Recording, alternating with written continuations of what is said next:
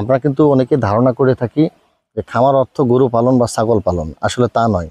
আপনি খামার অর্থ হচ্ছে যে একটা বিজনেস মডেল তৈরি করতে হবে আপনাকে, যেটার মাধ্যমে দর্শক আপনি কি নিয়ম মেনে নিরাপদ একটা জীবন চান, তাহলে অবশ্যই আপনাকে চাকরির পথ বেছে নিতে হবে। সামাজিক দৃষ্টিভঙ্গি এটা থেকে আপনাদের বের হয়ে আসতে হবে।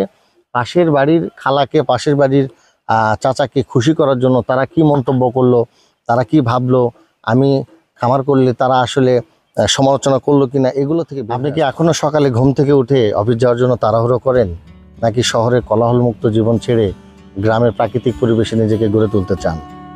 আজকে কিন্তু আমাদের সমাজের বড় একটা অংশ তরুণ তরুণীরা কিন্তু একটা দ্বিধায় পড়ে, আসলে তারা খামার করবে নাকি চাকরি করবে। প্রিয় দর্শক, আজকে যে খামার এবং চাকরি এই দুইটা বিষয়ের ভালো মন্দ নিয়ে আলোচনা করব, চলুন সঙ্গে থাকুন। প্রিয় দর্শক, আমি প্রথমত আলোচনা করব চাকরির বাস্তবতা নিয়ে। আসলে চাকরি স্বপ্ন নাকি সীমাবদ্ধতা, চাকরি মানে কি সফলতা? আসলে অনেকের কাছে কিন্তু এটা হ্যাঁ। তো মাস শেষে একটা স্মার্ট বেতন, অফিসের মর্যাদা, শহরের সুযোগ সুবিধা এবং প্রতিষ্ঠিত একটি জীবনধারা, এই জন্য করে চাকরি কিন্তু অনেকের কাছেই কিন্তু একটা মানে প্রতিষ্ঠিত একটা বিষয় আর কি প্রিয় দর্শক। তবে কিন্তু এর পিছনে লুকিয়ে থাকে মানসিক চাপ, সময়ের অভাব আর জীবন থেকে মুক্তির আকাঙ্ক্ষা। তো প্রিয় দর্শক, আমি যদি এগুলোকে ব্যাখ্যা করতে যাই তাহলে দেখেন, যারা চাকরি করে তারা কিন্তু মাস শেষে মানে একটা নির্দিষ্ট পরিমাণ একটা স্মার্ট বেতন কিন্তু পেয়ে যায়। আসলে ঝড় বৃষ্টি বাদল যা কিছুই ঘটুক না কেন, চাকরিজীবীরা কিন্তু একটা নির্দিষ্ট সময় পর একটা নির্দিষ্ট অঙ্কের টাকা তারা পাবে, এই নিশ্চয়তা কিন্তু তাদের থাকে। তো দ্বিতীয়ত যদি আমি আলোচনা করতে যাই যে অফিসিয়াল যে মর্যাদার বিষয়টা, অনেকেই কিন্তু বিভিন্ন পোস্টে কিন্তু চাকরি করে, কেউ ম্যানেজার পদে, কেউ সহকারী ম্যানেজার, বিভিন্ন অফিসার পদে। তো এই যে অফিসিয়ালি যে একটা সম্মান, এটা কিন্তু অবশ্যই চাকরিতে কিন্তু পাওয়া যায় আর কি। তো তৃতীয়ত প্রিয় দর্শক, আমি যদি আলোচনা করতে যাই শহরের সুযোগ সুবিধার যে বিষয়টা, এই যে যারা কর্পোরেট চাকরি করে বিশেষ করে, বা বেসরকারি চাকরিতেও রয়েছে, আপনার হচ্ছে যে বাড়ি ভাড়া দিবে সরকার থেকে, বা আপনার সন্তানদের পড়াশোনার যে একটা খরচ যোগাবে, এই যে অতিরিক্ত যে সুবিধাগুলো, রেশন, এগুলো থেকে চাকরিতে এগুলো কিন্তু আপনি অবশ্যই বেনিফিটেড হতে পারবেন। তো আর তৃতীয় যে গুরুত্বপূর্ণ বিষয়টা আরেকটা, সেটা হলো যে প্রতিষ্ঠিত একটা জীবনধারা। তো যারা চাকরিজীবী তারা কিন্তু সামাজিকভাবে বাংলাদেশের টেন্ডেন্সির সাথে যেটা যায়, যে তারা কিন্তু আসলে একটা প্রতিষ্ঠিত জীবনধারার মধ্যে থাকে এবং তারা একটা নিশ্চয়তার মধ্যে থাকে যে তারা একটা চাকরি করছে। তবে এর পেছনে লুকিয়ে থাকে মানসিক চাপ, সময়ের অভাব আর জীবন থেকে মুক্তির একটা আকাঙ্ক্ষা। অনেকেই দিনের পর দিন ডেস্কের সামনে বসে থাকে এবং সে মুক্তি পেতে চায় এবং একটা নির্দিষ্ট পরিমাণ বেতন কখন হাতে পাবে, তারপরে সে তার স্বপ্নগুলো পূরণ করবে। এইগুলো থেকে আমি কিন্তু একটা প্রশ্ন রাখতে পারি যে এটাই কি স্বাধীনতা বা এটাই কি সফলতা? তো এবার কথা বলবো খামারের কিছু বাস্তবতা নিয়ে। খামার কিন্তু আসলে প্রকৃতির সাথে জীবনের সরাসরি একটা সংযোগ। নতুন প্রজন্ম কিন্তু এখন খুঁজছে বিকল্প একটা পথ, এবং যেখানে তারা হতে পারে নিজেই নিজের বস। তো এখন কিন্তু খামার মানে শুধু গরু ছাগল পালন তা নয়, এটি হতে পারে কিন্তু একটি লাভজনক বিজনেস মডেল। আমরা কিন্তু অনেকে ধারণা করে থাকি যে খামার অর্থ গরু পালন বা ছাগল পালন, আসলে তা নয়। আপনি খামার অর্থ হচ্ছে যে একটা বিজনেস মডেল তৈরি করতে হবে আপনাকে, যেটার মাধ্যমে আপনি কিন্তু আপনার একটা স্মার্ট জীবনযাপন করতে পারবেন আর কি। যারা আত্মনির্ভরশীল হতে চায়, স্বাধীনভাবে সময় কাটাতে চায়, স্বাধীনভাবে ব্যবসা করতে চায়, আমি মনে করি যে তাদের জন্য এই খামারের পথে হাঁটা অত্যন্ত লাভজনক বা জরুরি। তবে এক্ষেত্রে কিন্তু অনেকগুলো চ্যালেঞ্জও রয়েছে। আপনার বাজারজাতকরণের অনিশ্চয়তা, আবহাওয়ার অনিশ্চয়তা, এক্ষেত্রে কিন্তু আপনার মুনাফার একটা অনিশ্চয়তা। এগুলো যদি আমি ব্যাখ্যা করতে যাই, আপনি কিন্তু যে খামারে যে আইটেম নিয়ে আপনি কাজ করতেছেন, অনেক সময় কিন্তু বাজারে এটা কিন্তু একটা অনিশ্চয়তা থেকে যায়। যেমন আমরা কিন্তু মাছ অনেক সময় পুকুরে রেডি হয়ে যায়, আমরা মাছ যখন বিক্রয় করতে যাই সেই ক্ষেত্রে কিন্তু দেখা যায় যে আমার মাছের বিক্রয় করতে হবে, টাকার প্রয়োজন, কিন্তু বাজারে কিন্তু মাছের মূল্য কম বা মাছের বাজার খারাপ, সেক্ষেত্রে কিন্তু একটা অনিশ্চিত একটা বাজার থেকে যায় আর কি। তো যারা খামার করতে চায়, অনেক ক্ষেত্রে দেখা যায় বড় বড় কুরবানির গরু তৈরি করছে, যদি গরুর বাজার খারাপ যায় সে কিন্তু মুনাফার যে একটা অনিশ্চয়তা, আপনি লাভ কতটুকু হবে এই নিশ্চয়তা কিন্তু এখানে অনেক সময় একটা হুমকির মুখে পড়ে যায় প্রিয় দর্শক।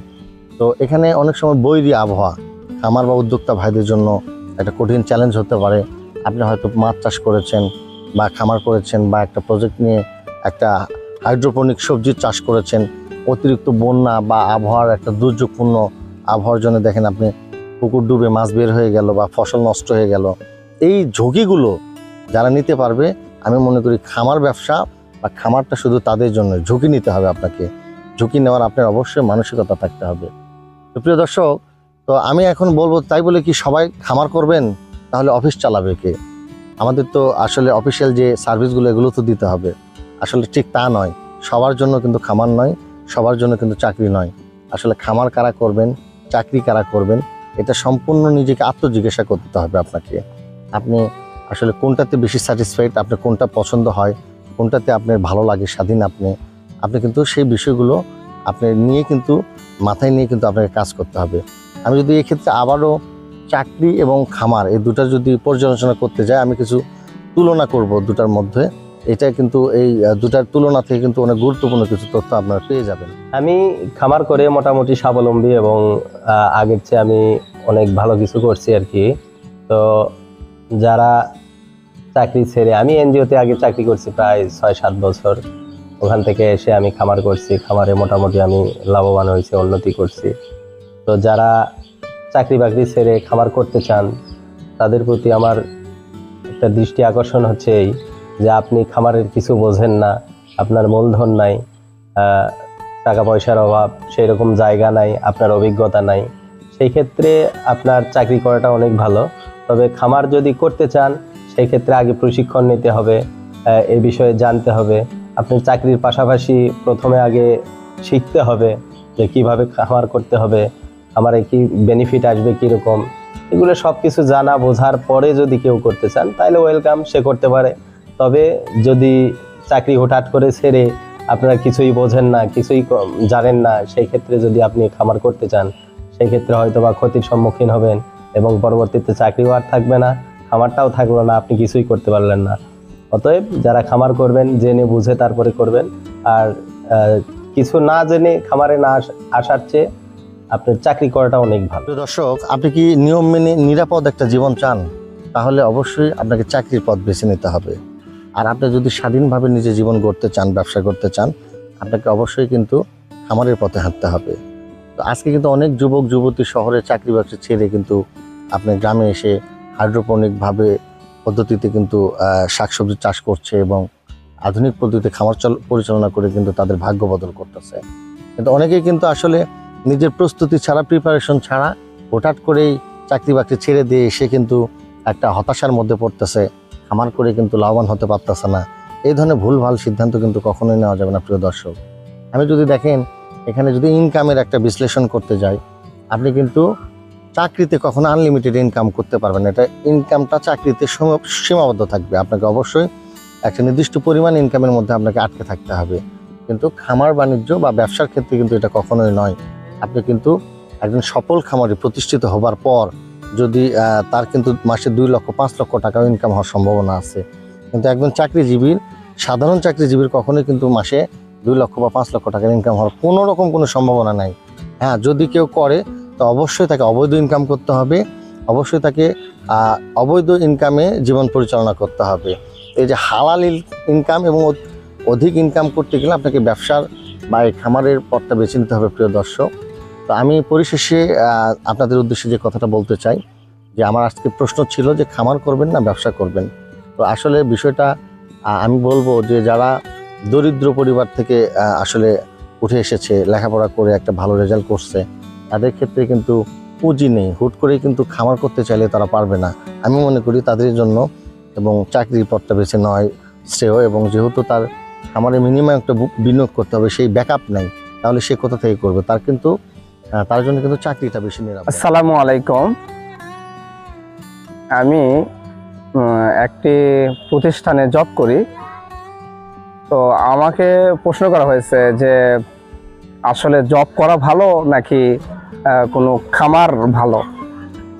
তো আমার দৃষ্টিকোণ থেকে আমি যেখানে জব করি, যে প্রতিষ্ঠানে, আলহামদুলিল্লাহ আল্লাহ আমাকে ভালো রেখেছে, আমার নিজের জায়গা আলহামদুলিল্লাহ। তবে আমার দৃষ্টিতে আমি বলতে চাই যাদের